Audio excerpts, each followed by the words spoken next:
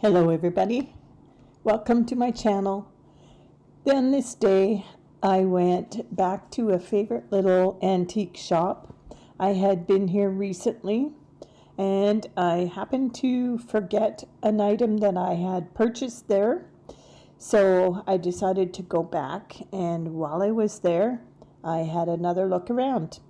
So because I was just there recently, I didn't take a video. I just took some pictures, and I'm panning through them slowly here just to show you what it looked like in the shop.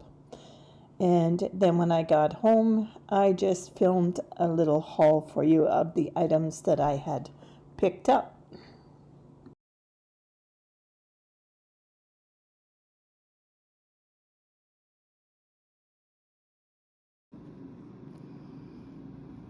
I went back to one of my favorite antique stores.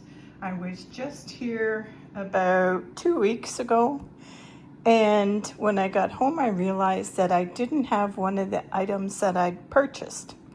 So it was about a week before I was able to go back. This store is only open Friday, Saturday, Sunday until the tourists start going through, and then they're open a little more often. It's in a small town called Eganville. And so when I went back, he recognized me right away and he said, "I have something for you." And he handed me my little plate. This is the one I had purchased, and when I got home it wasn't in my bag. So this is just a red transferware. It says Moses 1751 wooden sun potters for 200 years, Burslem, England. And the picture is one of the old covered bridges of the Maritimes. So that's not a very big one, about the size of the palm of my hand. And as I go through items, I did purchase more while I was there, of course, can't resist. I will post pictures of where I've styled them or how I've styled them.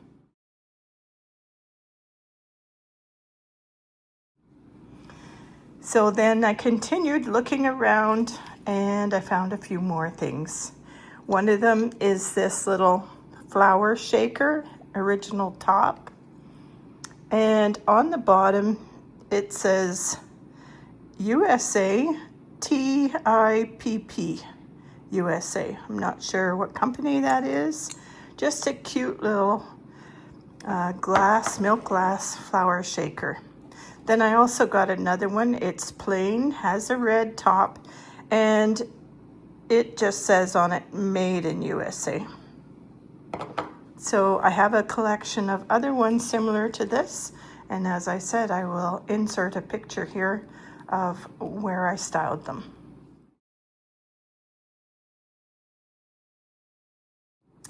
This little jug, I love these little things.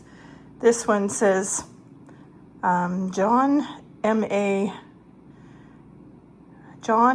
Maddock and Sons Limited, made in England, and it says vitrified. So it's just a small little individual creamer, nice and heavy. I do have a little collection of those.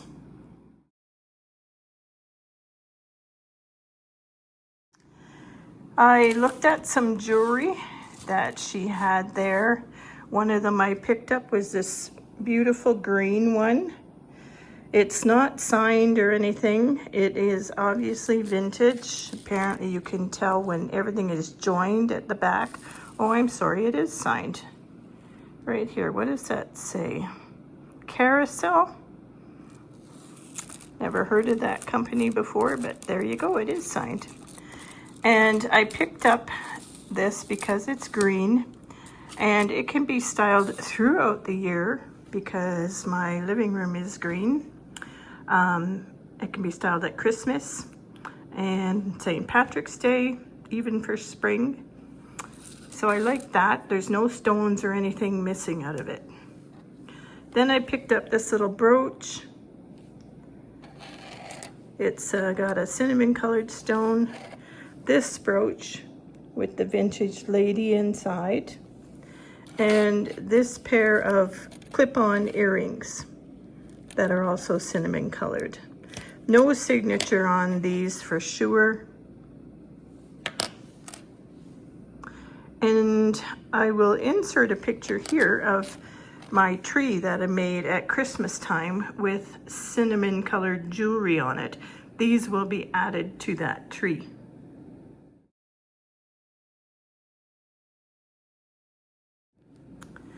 Next, I picked up this little bag of nails. The package said, antique square nails, 1 3/4 inch, good for crafts or repairs of rustic furniture. And this is what they look like. They are rusty crusty. They're square on the top and the nails themselves are square. And I needed some of these. I picked up an old, very old, over 100 years old, wooden box when we visited the Maritimes. And it needs some work done on it, on the top and on the bottom. I haven't used it for display because it needs to be repaired. So I will show you a picture of the box, and when I get a chance, I'm going to DIY that box.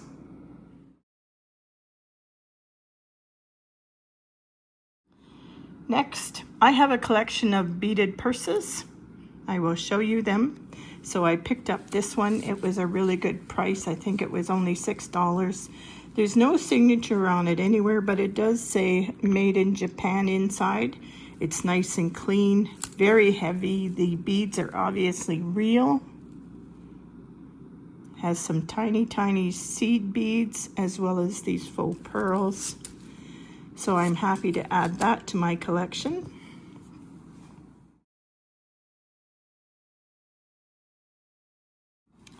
Then I picked up this little Pyrex baking dish. The color on it was really good. No fading, no chips or cracks. And my kitchen, of course, is decorated in red. So I'm going to be using that in my kitchen.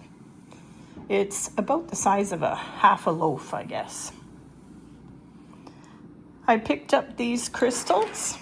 These are for putting around some candles. They're glass. There's no chips or anything in them. I got 2 of them. And I will show you a picture of how I'm going to style these.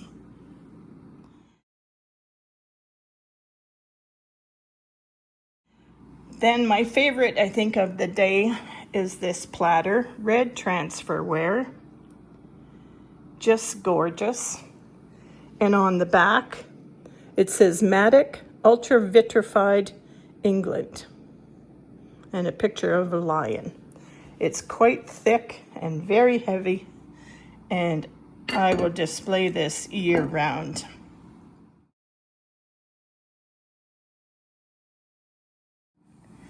I found this old iron, and I mean old. It's quite heavy, of course, but look at how chippy it looks, and it's rusty and crusty as well. Just has a metal hanger, and it came with the stand. And on the bottom of the stand, it says JAS Smart Company Limited, Canada. And it fits that little iron perfectly. So I don't have a laundry room, but I have a laundry area. And I'm looking for a shelf to put up in my laundry area so I can display some items like this that are obviously laundry. So when I get that done, I will make a little video maybe and show you that. I did pick up 2 more crockery pots. She has quite a selection of these. I grabbed this one. It does say something on the bottom, but I can't make it out at all. And it came with its little cork. So I love that.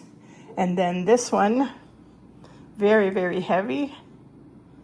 Another gorgeous little pot, pouring spout on it. It does not have a maker's mark or anything either, but I like these little brown jugs.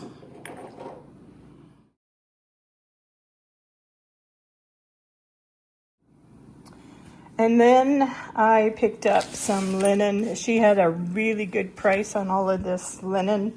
$3 for each piece. This one I picked up.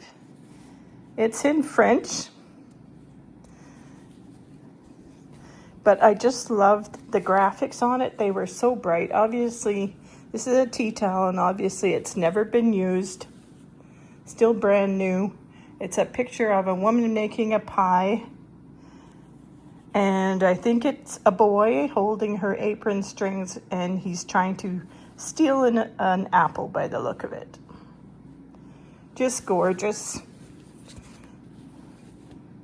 And as I said, it was only $3. Then I also got this one. It's a small tablecloth, but I just love the lace on it. It's beautiful all the way around. It looks like it's about a 3x3 table cover. Just gorgeous. I couldn't believe she only wanted $3 for that. The next one I picked up, I like this one because it reminded me of bark cloth. I don't think it is. It does look homespun, and it's been stamped with some flowers and leaves. This one's a little bigger. It too is square, but it's about 4x4, I think. Another tablecloth. And I love the homespun material that it's made out of. Again, surprisingly, only $3. Then I picked up a couple of these old calendars. These are getting harder and harder to find, but I grabbed a couple I thought would do for the fall because of the colors. This one's obviously 1967, never been used again. The colors are as bright as the day it was made.